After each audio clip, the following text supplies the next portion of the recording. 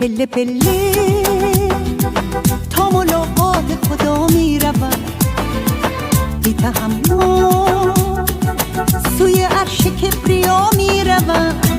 از برکت نورش ببین تا کجا تا کجا تا کجا می روم، کجا می روم.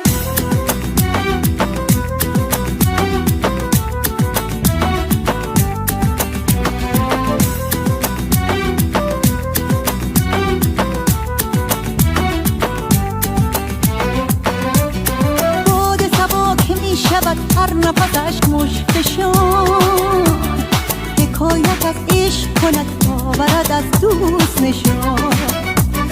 عطر گلستان و چمن پر شده در خیال من، مستی عارفانه ایست قصه شور و حال من.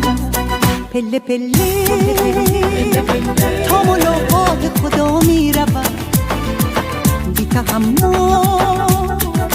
سوی عرش کبریا می روم. از برکت نورش ببین تا کجا تا کجا تا کجا می روم، کجا می روم.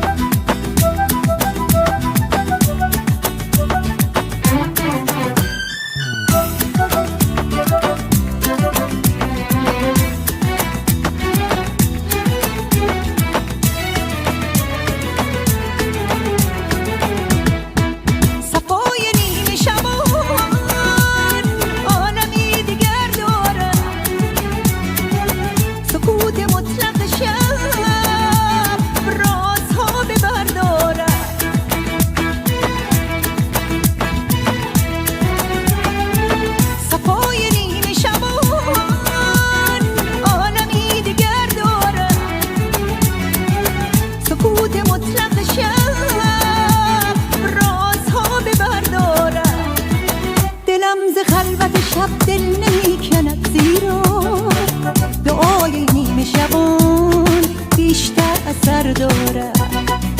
پله پله